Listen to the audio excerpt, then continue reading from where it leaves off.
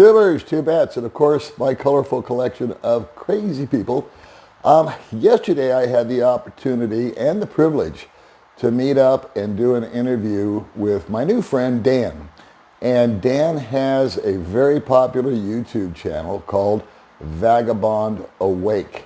I don't want to give it all away, but just a few highlights is he has traveled to over 67 countries. He's been traveling for 16 years. He does comprehensive reports about food, about budget, about travel tips, anything and everything a guy could want or a woman could want when getting ready to travel. On top of that, his significant other is none other than a beautiful 6-foot-tall runway model. And here I thought I had things good. Okay, here comes the little time I spent with Dan. So kids, I am here with the world famous Dan of Vagabond Awake. Vagabond Awake YouTube channel, yes. So happy to have you on the channel, man. Thanks, Paul. Thanks for it's an coming honor. over. Here we are at good old rainy forest camp. And I'm curious about you because you have been on the road now for how long? 16 years. Wow. And how old are you? I'm 62. You're 62. For another month. And when did you start this odyssey? I left the United States in February of 2007. I was actually 46 at the time. Good Lord. Give me well, you've traveled the world. You've been to like 167 No, countries? 67 countries. 67 countries. I apologize. And that's just an amazing feat to me. Yeah. And what's even more amazing is the age that you started at. Right. Can you give my viewers and possibly your viewers that don't know, what did you do prior, for a living, your family, your background, your history? Yeah. What's the dealio? Before the spaceship left the good old American USA? Yes, sir. Oh boy, how far back do you want me to go? So I was a difficult kid. I got involved in drugs and trouble. I was never arrested or put in jail. In fact, I never really hurt anybody. It was just bad choices I was making for myself. Right. And when I was young, I was probably 15 years old. My mom gave me a copy of Think and Grow Rich. Okay. And I thought, okay, I don't have to sell drugs to make a living, and I don't have to look over my shoulder for the police to show up. I read that book and I thought, I don't want to have a boss. And so I tried a bunch of different businesses over my life. In high school, at the time when she gave me the book, I opened up the Sunday newspaper, and I already had my own car, but I thought I'll buy cars, I'll fix them up and flip them. Okay. And so I started making offers on Sunday morning at 8 o'clock when the Sunday newspaper came out, and I'd get 2 or 3 people that would say, yeah, I'll take your offer, and I would drive out and look at the car, and I would buy a car. I bought my first car, and I cleaned it up really nice, just mainly detail work. Okay. And flipped it, and I would make maybe 100 or 200 per car, and I would maybe do 4 or 5 of those a month. And so, back in the day when I was 15 years old, that was a lot of money. That is a lot of money. Yeah. And so I flipped cars for a number of years. And then one day I ran into a guy that was flipping houses, and he had deep pockets, and he said, well, if you can find houses, I'll cut you in. And so I started finding houses, and we did that for a while. Kind of a long story, but I'll try to give you the short version. It's all good.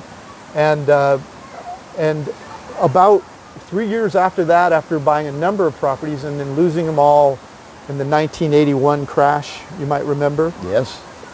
I was penniless. And I said, well, maybe I'm not as smart as I thought I was when I read Think and Grow Rich.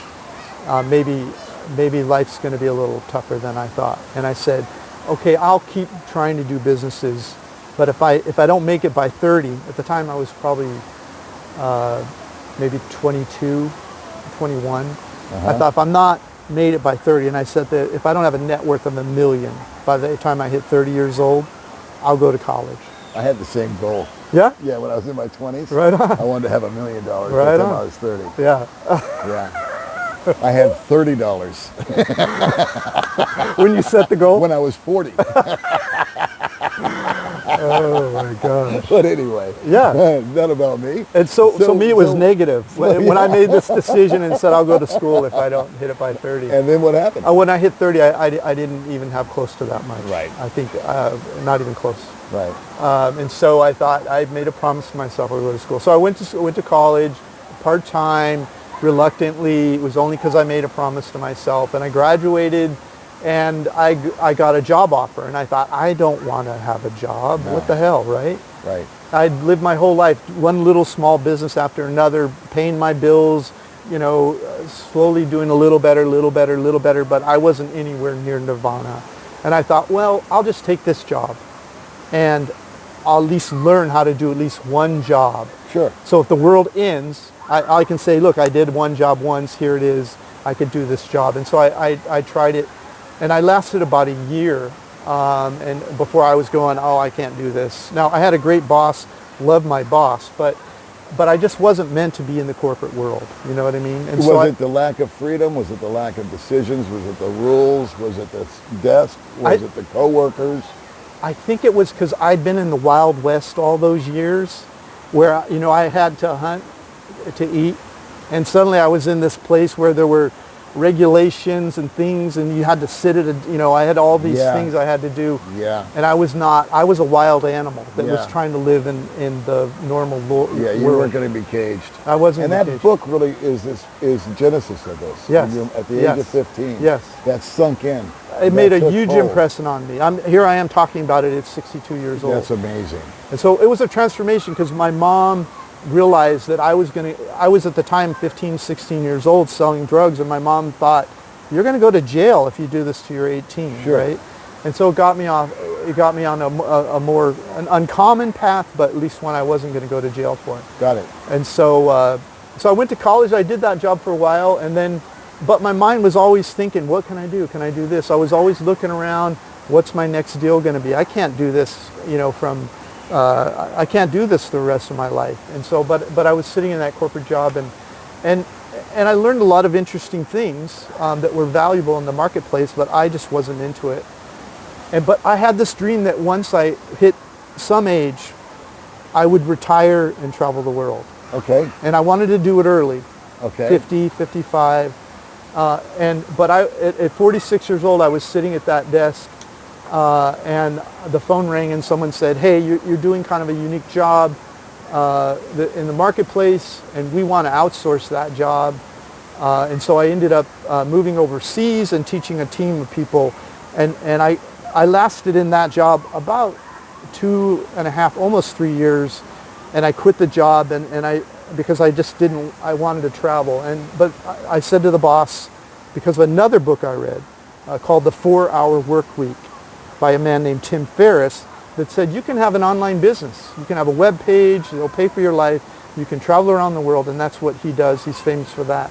He has a number of books out. I read that book and said, that's me, that's my life. There you go. He described my life. And so I told the boss, that's it, I'm done. But if you want, I'll take my laptop everywhere I go, and you can pay me half salary, I'll work half time, and I'm going to travel the world now. And I realized I don't want to work 20 hours is enough for me. Yeah. And since by that time I had traveled enough countries, I think I was at 22 countries by the time this happened. And this was on their dime? This was on their dime, my vacation time. When I took the job overseas, I said, okay, fine, if I'm going to be on this side of the world, I want 7 weeks paid vacation per year. And every 7th week I would go to the airport, I'd fly to a new country, and I would see a new country, and I saw 22 different countries in those 2.5, 3 years, and I realized something. I didn't need as much money. So when it came to live like I did in the U.S., you need a lot of money in the U.S. Right. Big pressure on your shoulders. Big time. Just to keep things going, right? Sure, and you're not getting ahead. No. You're just keeping treading water. You're treading water. Yeah. And now I've gone to all these places, and I realize, you know what? For half as much money, I can live a better life. And so I quit that job, and I knew that then, and I began traveling around the world and saying, where can I live that I really like overseas and live a life that I want to live on my terms, and start an online business. And that's what I did. And it took me a long time to figure out how to make money online because I kept taking all these courses and spending all this money, and while I was just working on my laptop for the same boss, and eventually I realized that all these online courses were trying to teach you to do something someone else knows, and so you're trying to learn some business, and then you're going to be an expert at it online. It didn't make any sense. No, that doesn't. It doesn't make sense. So No. to me, it was like none of them ever took off because I didn't have the confidence to try to explain something I'd never done before, right? Yeah. It seemed like bullshit to me. Yeah, like trying to tell somebody how to fix a car when you've You've been never a done mechanic. it. You just read the Yeah. book on it. Yeah, Now you're going to talk about it. Right. There's no oil Right. on your hands, right? Right.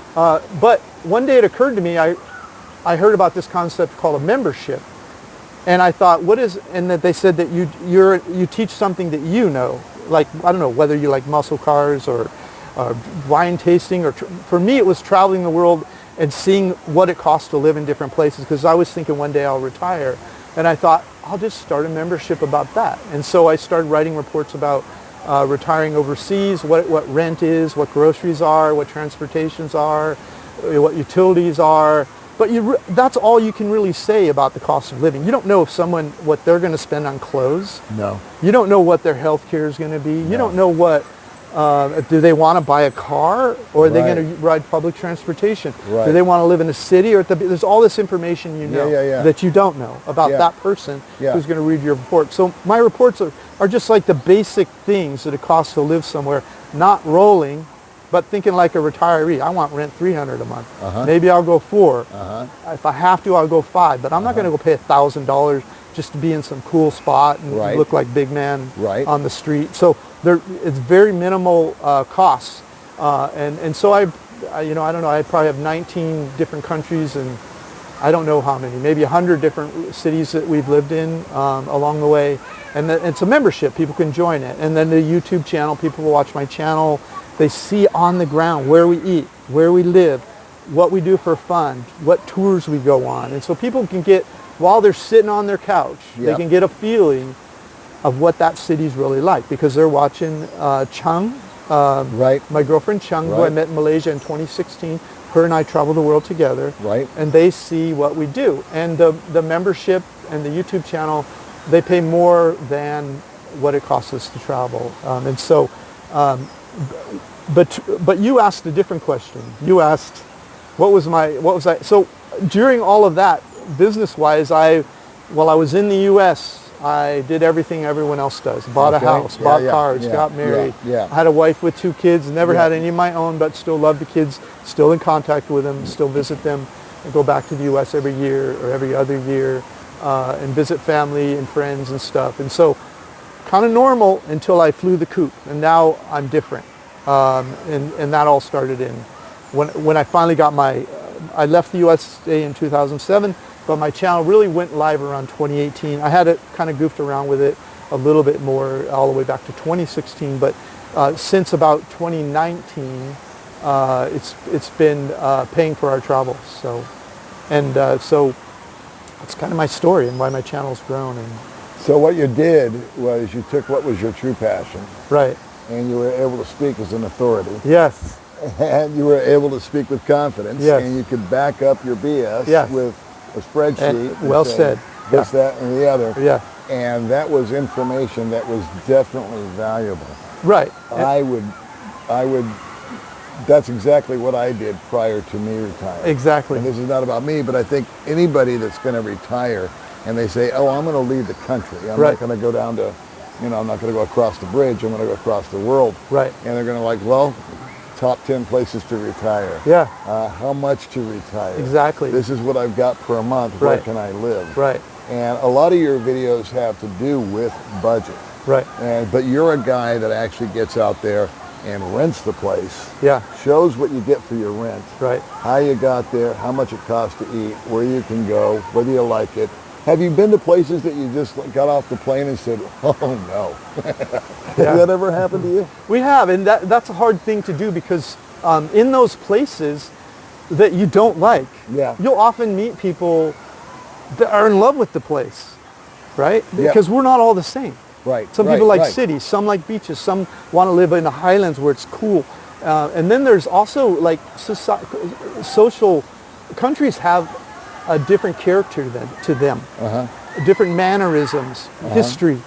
And so places that I love, other people may not like so much, and vice versa. And so the difficult part is, and Chung helped me with this, she's like, no, anything that's reasonably nice and that has reasonably, cost of living, do a report on those, even though you personally wouldn't live there. But just talk about them in a meeting, what some of the challenges are in those places, and when you do the report, so people maybe get a little bit of both sides of the story. And then also I try to interview people in each of the places I go, so they can kind of get a feel for what other people think, not just me. And so those are kind of the ways we deal with that.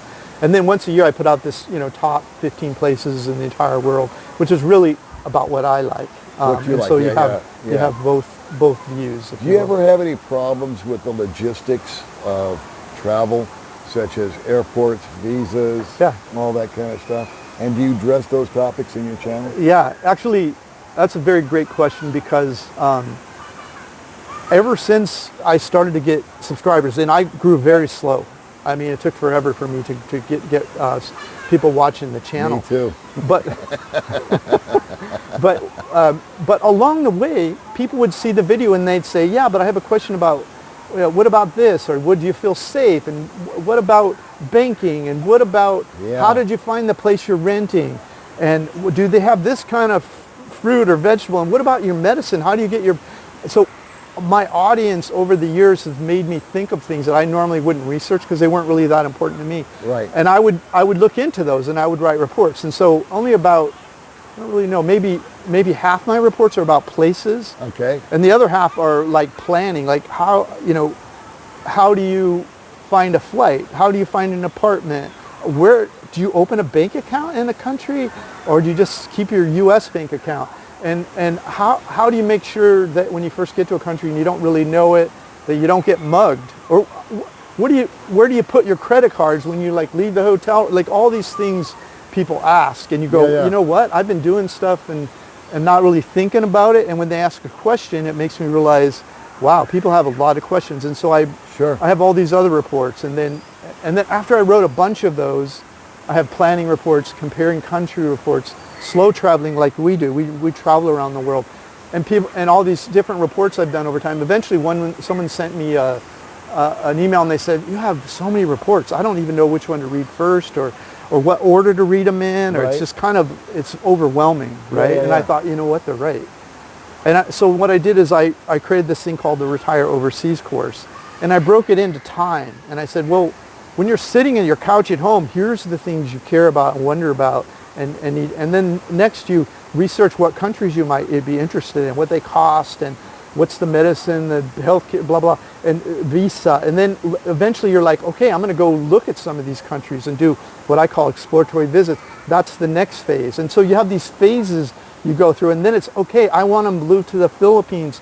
Do I sell my house? Do I store things? What do I do about banking? How's my phone going to work? All these different, and so that course breaks the reports down into when they're important to a person, when they're making decisions, and what they should do. Process of elimination. Right. The guy is sitting there and narrowing it down. It's like a funnel. Yeah, it's like a funnel of information. It's real big up here, and then it narrows down. But if you can focus them, at the time when they're making a decision, that helps them a lot. So I don't want to make any assumptions here, but I'm going to assume that, okay, I have now decided that I'm going to move to a place that you've been, and it's going to be Thailand. Right. So you've been to Thailand. Yeah. So then I'll be able to go to your webpage, and I'll be able to funnel down how to fly to Thailand, or the process, the visa.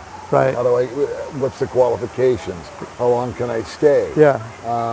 What should I expect to spend? Right. What's the money exchange? Right. And we were talking about that the other day when we first met a week ago. Yeah. About how we're planning to go to Malaysia. Right. And how you always have to have money, and you have to exchange it at the airport. Yeah. All these little nuances. Yeah. Because you can get yourself into some trouble if you don't think of the finite details, right? Yeah, right. And so you break it down so that a guy can get on a plane and go to XYZ country, and once he gets off the plane, he can set himself up for success. Right. He knows how to catch a cab. He knows where to change the money. Yeah. He knows what part of town to go to. Yeah. And what he can expect to pay. Yeah. Is that about Yeah. it? So yes. Okay. And so the idea is that so my YouTube channel breaks the countries down. So if you're interested in Thailand, I don't know, I maybe have 16 cities in Thailand that we've been to, spent time and written reports about. So, Okay. and then those reports are written reports. And then each of those reports has videos in them, and you click on the video and watch it. And it shows us there, and you can see what that city looks like. You can see us eat food at How that awesome city. is that? And then in the planning side, things like, how do I buy airfare? What's the best thing? That's where you learn things like, we go to Skyscanner to find the best price. Right. And make sure that you know what, before you get on the plane, because it changes, the exchange rate changes in every country every day. You know, what is the exchange rate? So you land in that country, you know that if your ATM card doesn't work at the airport, you have a backup crisp $100 bill that you can go over to money exchange and get the money to get to the taxi to your accommodations. That's right. And all this, you know, these little things little nuances. that I forgot I knew, that people ask questions about, and that we integrate into over time into these various planning sort of reports. And then you can see individual cities, and so the YouTube channel has the countries broken down, and then within each called a playlist. So there'll be a Thailand playlist, there'll be a Philippines playlist, and you can see every city we went to and click it and you want to watch it, or a guest star. Like now, you'll be a guest star on my channel. If they come to the Philippines, they can click on the guest stars playlist, and there's Paul Old Dog, and you can hear what Paul has to say about the Philippines. And then there's how to make money online, a playlist for that, and just different things that people need that are trying to live this crazy lifestyle, whether they want to just stay in one country or whether they want to slow travel the world. You know, it just came into my small reptilian brain. Yeah. Is that what you're doing for people today, with your channel, with your web page, is exactly what your mother did for you when you were 15 years old. She gave you a book to succeed. Yeah. And you're giving people a video book to succeed, or at least make their life simple, and take away some of the nonsense that you don't have to go through. Right. Yeah, the pain of traveling, and the pain of showing up and being taken advantage of. You're not responsible for what happens to them when they get there. Of course, yeah. But in my heart and mind, if they were a gun, you're loading it for them. You're the bullets. Information, what to expect, medical care, insurance, should you have it or not, how much your visa is going to cost. You get into a lot of budget stuff with people. Is that correct? And it's it can get boring at times, because sometimes people want to be entertained.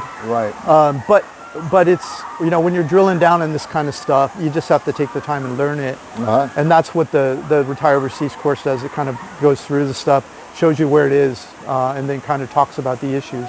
But one thing you said is even, I think, if not, it's probably the most important thing that people get, and that's this idea that it's inspiration, right? Like the thing my mother gave me is that there's a future for me that I didn't know about. Like I didn't know I can be on the straight and narrow, if you will. I don't have to go to jail. I don't have to be the bad guy. I can live a life where I'm in charge. I'm my own boss, and I don't have to look over my shoulder anymore, if you know what I mean. It was the inspiration for a life. And so in America right now, and in Europe and many parts of the world, it's getting more expensive. Inflation's happening, and we kind of know where we're from. We know it's not really exciting anymore. You know what I mean? And there's a world out there for people, and I think that's probably as or more important of what you do on your channel, and what I do on mine, is that we kind of give people hope, if you will, right? And options. And options, And maybe it's not all, you know, roses. It's not all rosy. No, it's not for everybody. Yeah, it's not for everybody. Not everyone needs to leave their home country. No. But it's an option that people have. And it's not anti their country either. No, it's But it's because we're both Americans. Right. We both love our country. Yeah, I love and my they're country. Very patriotic. Yeah. I want my country to succeed, and I want it to heal, and I Yeah. want it to mend, and I All- want it to prosper. all those things. I want all those things Yeah. for all those people. Right. And of course, I have a special place in my heart for America. But I'm getting off topic. You have a lovely traveling companion. Yes. And how long have you two been together? We met in 2016 in Kuala Lumpur, and as I was traveling, every other month or so, I would stop in Southeast Asia. I was at the time when I met her. Mm-hmm. I would come back to Kuala Lumpur and stay for a couple weeks or a month, and we'd get to know each other. And Okay. over time, we enjoyed each other's company. It wasn't, it didn't take off immediately and starstruck, but Right. but over time we developed common interests and enjoyed each other's company. And then in 2017 in September, she quit her job and started traveling the world with me, and she came Awesome. with me. What's the difference between traveling as a single guy Right. and traveling with your companion? So there's every day in your life when you live this lifestyle, there's a story to tell. Whatever you're seeing or what you're eating or how it's different from this place or that place. Oh yeah, it's similar to this place over here. There's this whole internal conversation you'd have if you were single. And when you're traveling with someone that you enjoy and that has seen a lot of places with you, you have a lot of common ground. Uh-huh. It's sort of like you're in a submarine, you're traveling to a new country, you pop up, you look around, see what the world's like, and you talk about similarities and differences, what you love, what you don't like, food, accommodations, just the cultural differences. It's fun. It's, in that regard, it's just fun to have a companion with you that you're seeing the world with, experiencing it with you, and talk about it. So that to you is the ultimate. Oh yeah, I mean, I traveled many years single, and I'm happy with myself. I enjoy my time with myself. Sure. You and but- I are cut from the same cloth. Yeah, we are. We don't mind being alone. Yeah, and there's no, as you put it on the interview on when I interviewed you, you found someone that you had something in common with. It wasn't out of desperation that you needed Yeah. someone with you all the time. Right. You took right. your time and found someone that you felt really a lot in common with and really enjoyed their company. And it makes a big difference when you're changing environments.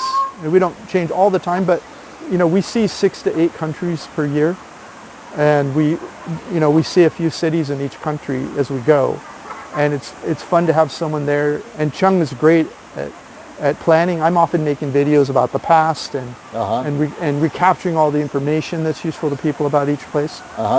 And she's often looking into the future. Where are we going to go next? Where are we going to stay? You guys make a good team. Yeah, it's a great And team. so Chung, she's kind of the one that does the planning now. Yeah, she And looks so ahead. You've managed to fade that off to her, you lazy bastard. Chung's She's sitting very right here. she's very good at it. She's very good at what she does. So He's right there. So Chung was a runway model. yeah, she was when I met her in Malaysia.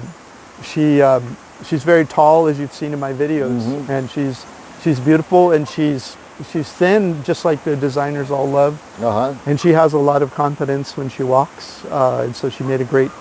She was a Mercedes-Benz Stylo Model of the Year, and Wow. when she was there. How did a load like you hook up with a beautiful woman like this? Is what the world is screaming.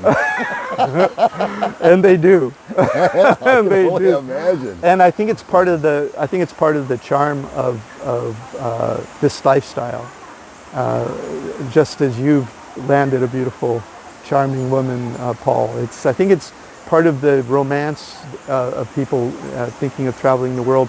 I think we're just a little more interesting than we are at home once we get on that plane and fly away. Yeah, it's interesting. Do you not, whatever hang-ups or issues or whatnot that you had maybe back at the States, and especially working for corporate America, which you were hating, Yeah. do you find that as you got out of that, so-called comfort zone that you really came into the comfort zone. Yeah, yeah. I mean, weren't you Yeah. able to shed a lot of stuff Oh, as man. you got out of the country?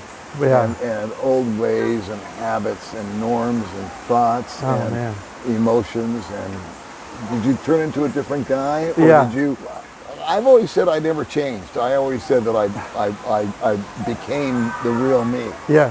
Can you follow that at all? Can you Absolutely. relate to that I at all? totally know what you're talking about. When you're living in Then tell them, because you tell them a lot better than I can. when you grow up in a culture, Yeah. and your family and friends that you've known since you were 0, and Yeah. you've grown up, and now you're this whatever age you are when you leave the United Yeah. States, you don't even know how much you've been socialized. You know what I mean? I You sure have that do. you have that conversation in your head about how you'd like things to be maybe different, and how Yeah. they could be different, and how you'd live if you had a little more control over various parts of your life, Sure. and your money Yeah, yeah. and your expenses and travel and all these, but when the spaceship leaves the homeland, right, Yeah. and you touch down, Yeah. there's no sphere of influence anymore that knows the old Paul. So you get to, if you will, you get to be the whole Paul.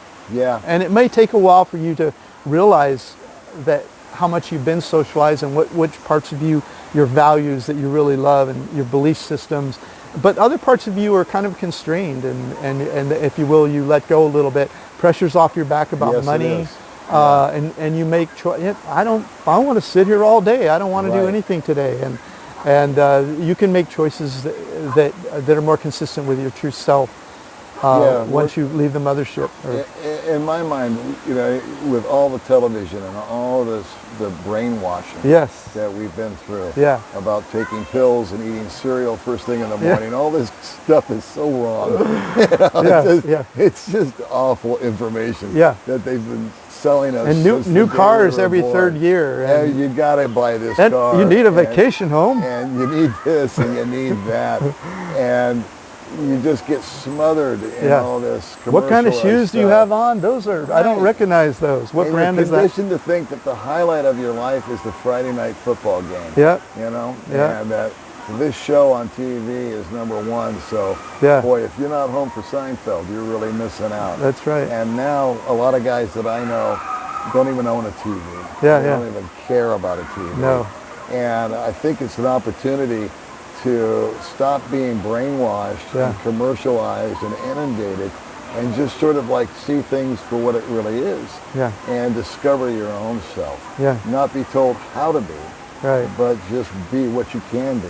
Yeah. And just become your real self. Yeah. And you may be a not so nice person, or you might be a really cool person, or at all points in between. Yeah. I think it's fascinating when we're talking about Chung over here, and you guys go.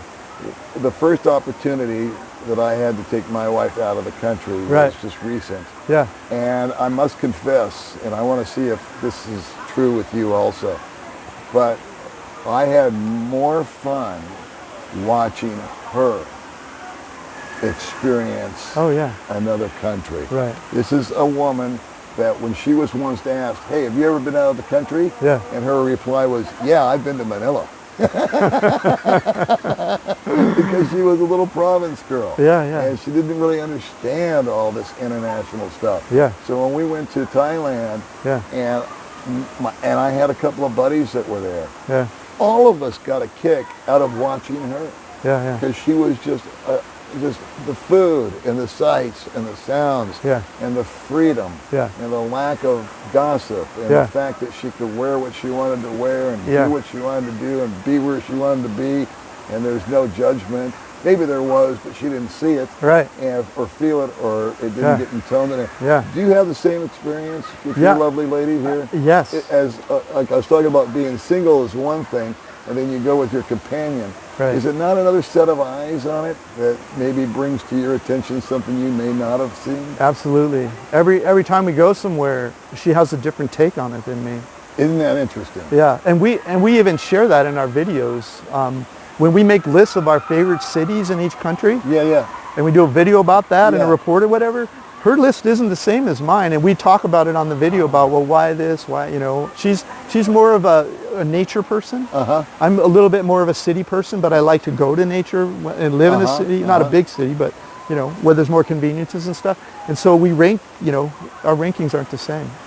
That's fascinating. Yeah, and also she's, you know, she traveled quite a bit before she met me. I think maybe 7 or 8 countries for modeling jobs. So she had seen a lot of the world. But for her, I think in the early days, the opening for her was that she, not only was she a model, but she also had a job.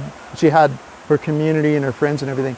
So I think that piece that happens when you leave the mothership, for her was a big deal in that way. Although she traveled more, it was always when she was busy for work and had to do this and do that. Sure. But when you get somewhere and your schedule isn't full and you get to look and go, what can we do in this city?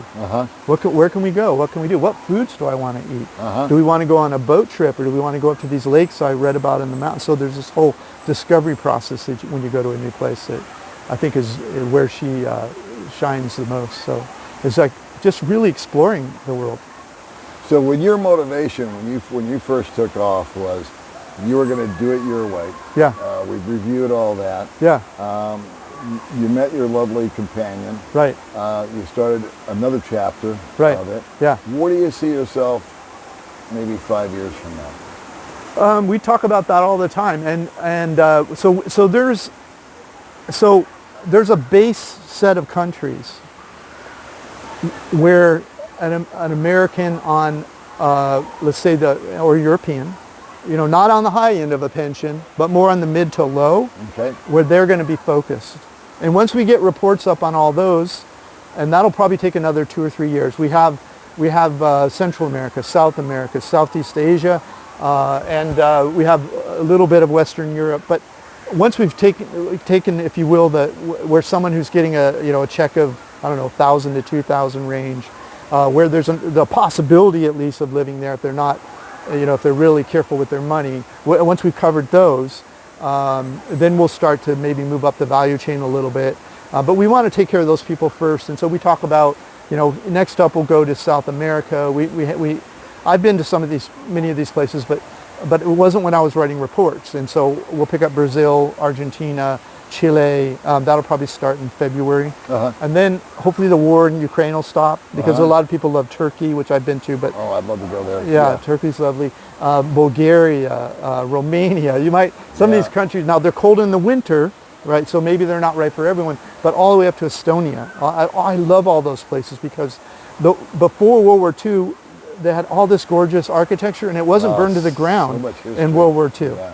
It's just the Russians marched over all that territory without burning anything down, because there was no real armies in those places. Right. It was France and Germany that were, you know, and other ones that were bombed out. Yeah. So those are some of the most beautiful parts of the world. But they're cold in the winter, so they're not for everyone. But those are cheap though. I mean, you go from Georgia all the way through Turkey and all the way up to Estonia in Eastern Europe. All those places are beautiful, and they're relatively inexpensive to live. And once we've done that, then we'll and as our income is you know, grown over the years, we'll be more able to explore Western Europe, you know, like Italy and Greece and France. A little higher price places. Higher places, yeah. Because some people have a budget of, you know, $3,000 to $5,000 a month, right? Some people have an unlimited budget. Yeah. But they still would like to watch your channel. Yeah, sure. They're not worried about dollars. Right. But they are interested in the plane flights. And they are interested in the exchange rate. Yeah. And they are interested in places to go and see, and what time to go, and where to, you know. What are the spots? What are the spots? Yeah. Yeah. Sure. And just take some of the edge off a little bit. Right. Is your audience primarily those that are around $2,000 a month, $1,000, $3,000? If you had to put a number on it, what's your most popular price range, if you will, or not price range, but income range of your viewer? So I don't have that demographic. Okay. But I can tell from comments I get. Some of them are always, you can't live in the Philippines for whatever, 1,000 or 1,200, or, you know, I'm spending 3,000 a month. Or one guy when we were in what was the base in off Manila there? Subic Bay. Subic Bay, yeah. He's like, I'm moving to Subic Bay. There's a beautiful yacht harbor there. I'm going to put a yacht in there. my budget's going to be, I don't know, 10 to 20,000 a month, and I'm going to get all the hot babes and this kind of stuff. Right. So there, all the income abilities are there, and so our reports don't really talk. They only talk about very basic things. Just if you're willing to live on the, the lower end, your rent's going to be whatever it is in that city, 3 to 5. Okay. We don't talk about what you're going to get for $1,000 a month because. That's not the stage of our business yet. We're trying to help the people that are going to have smaller checks. But what our reports don't say is, on top of this, utilities and rent and grocery store food and restaurants, normal restaurants, not high-end steakhouses. But once you take care of that, what are your other things you're going to need? That kind of stuff we don't cover, because if someone's got a budget of whatever it is, say $2,000 or $3,000 to $5,000 a month. All of these places we go, they're not going to have trouble eating in these kind of restaurants, paying cash for a car instead of riding a scooter around like we do, or all this kind of stuff. I'm not too worried about them, and so I try to stay more in the, people, I don't know what the average check now in the U.S. Social Security is, around $1,500 a month. That's kind of my wheelhouse. But that makes sense. Yeah. Yeah, and I think a guy that's getting $5,000 a month because of investments or rental properties or whatever he's got, I think he can still look at your channel and say, well, man, if I could get that for $400, I can afford $1,000. Yeah. I can only imagine what I can get. I can get the Taj Mahal. Yeah, we met a guy in like a third or fourth night that we were back in Dumaguete. We were on the waterfront watching one of the bands play, I think at the Why Not. And a guy comes over, hey, I watch your channel all the time. I just rented a house. It's 5 bedrooms, 4 baths, $1,000 a month. I'm really excited to move in the next week on Marvel. Yeah, I mean, you can spend that much in the Philippines. Well, there's people that are not on a budget. There's guys that are married with 3 kids and they want to come over here. They want their kids to go to school here. For whatever reason, they're disenchanted with what's going on in their home country. Exactly. And they say, you know what, I think I can lead a better quality life. Yeah. It's not even about budget. Yeah. It's just a matter of, I think this is best for my family. Yes. And I need a 5-bedroom house because I've got kids. Yeah. And I need to set aside this much for college and for transportation. Yeah. And they can come over here and buy 2 cars and 2 scooters and hire a driver and a housekeeper, and that's all good. But still, they get a baseline. Yeah. And I think that's important. You can get a baseline off of your channel. Yeah, because you do cover all of those topics. And I think that's so important. Something hidden in what you're saying is this idea that... well, you need a decoder ring. In every one of my videos, you have to buy my decoder ring. It's a secret message. Sorry. We did joke about that. I said, behind your eyes, there's always more going on when I watch your videos. But there's this idea that, you know what? I wouldn't move back to the U.S. I don't care what my budget is. You know what I mean? Or what my income is. Yeah. I wouldn't move back to the U.S. And I love the U.S. I love to visit. My family's there. Yeah. It made my life possible. Absolutely. The only reason I can do this now is because of the ground that I was born on. Absolutely. And I'm not saying other countries can't do what I do. I'm just saying for me, this is my story. For sure. And so, but it's not for me anymore. It doesn't float your boat. When I've been to places like this and I've seen what kind of life I can get, it's inspirational to me, and that there's so many of them. It's not like, oh, I'm in a haystack. Is it over here? Is it over? No, they're everywhere, and you just need to go find out which one is your place in the world. Sure. And so, Well, I think it's great because you're just like a trailblazer. You're breaking ground. You're making the path so much smoother for a guy to come in and just hang his hat, or a gal, or a family. Right. I got to ask you the obvious question, which I know you get 1,000 times. What is your favorite spot? We do that report actually every year. I just released that like last week or the week before on video, where I talk about my top 15 places in the entire world that I would retire today in 2023 if I did. And this year, Bali, Indonesia came in #1. We stayed in this little city called Ubud. And we got a cute little cottage, and there's video of all this on my channel. It had like a living room, like a little dining area, like a small little kitchen area, indoor-outdoor bathroom done with rock and all this stuff. And it's in this like jungle with all these beautiful palm trees and a river going by, just crazy. and I think it was $321 around that, $321 per month, and we really loved it there. And then and it was on this quaint little street, and with all these restaurants, and it was a walking street, like no cars. Oh, wow.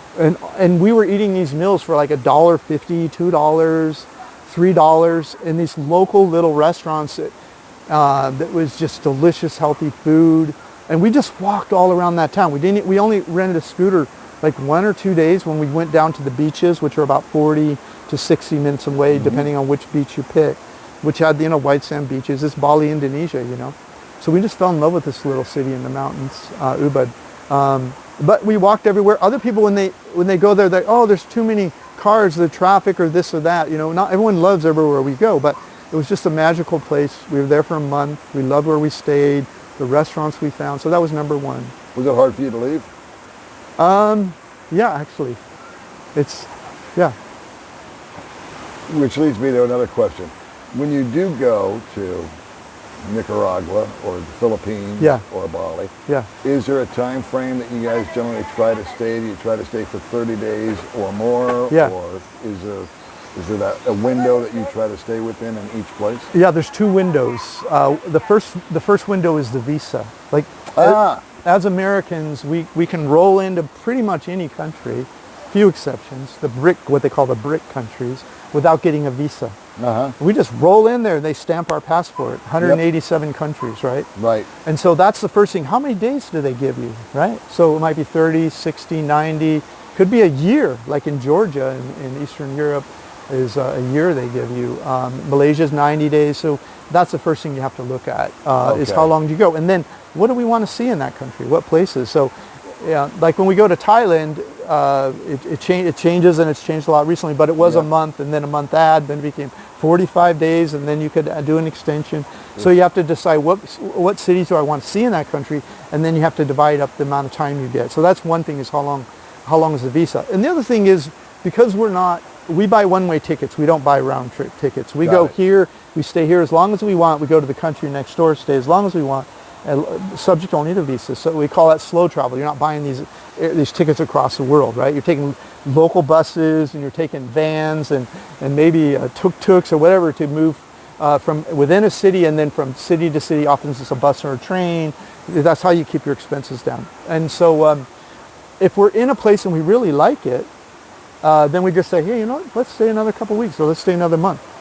So you can extend. So if you can extend, and if it's available, we go. And if not, sometimes we do anyway. We say, we really like it, let's take another month here. We'll stay longer, and we'll just say, you know what, we'll do a visa run to the country next door and come back. And we'll come back here for another month or two. I was going to ask, as you travel, right? You said you slow travel. Yeah. So will you go from one country towards the next country, like just change cities? Absolutely. And then you're near the border? Absolutely. And then it doesn't require a plane flight? Right, absolutely. It might be a train or a bus. That's awesome. Yeah, and the thing is, there's a little thing, when you cross on land, sometimes the rules are different for a visa. Like I don't know if it's true right now, and this is one of the things that we teach. You always have to check before you do it. Malaysia, if you cross by the train, which you can do, there was a time when Thailand was only giving 2 weeks instead of the full 30. So but that was during COVID times. I don't know if that's still true. So you have to always check. Visa rules change all the time. All the time. And so there's no guarantee that what you learned when you were last there 6 months ago, a year ago, 2 years ago, that the rules are the same. And so you always have to certain things you have to double check. Does that country need does it need COVID shots? Do you need your proof that you've had the COVID shot? How long is the visa and all this stuff? You have to double check, because they're changing all the time. They didn't used to change so fast, but now they do. So you have to double check. The world is in flux, my friend. It is. It's always changing. Yeah. What was your question, though? Did I answer it? I don't know. I forgot what I asked you. It doesn't matter. It's the old dog channel. Exactly. We just roll with whatever's happening. Yeah. Speaking of that, we've been rolling for 47 minutes. Okay. And I'm happy with that. And I am so happy that you were on my channel. Yeah, I am too. And I'm going to be in one of your videos. And he's going to teach me how to go like this. Yeah. And say, hey, his video is up here. Yeah. I don't know how to do that. So we'll see. You just did it. You just did it. Yeah, but I don't know how to mechanically do that on my computer. So you'll have to show me. I'll show you how. Thanks for coming on the channel, my Paul, friend. it's been my pleasure. It's an honor. And then I'm going to talk to your significant other, because my dream has always been to be a runway model. And I don't think it's too late. All right, we'll see you guys in the next video. All right.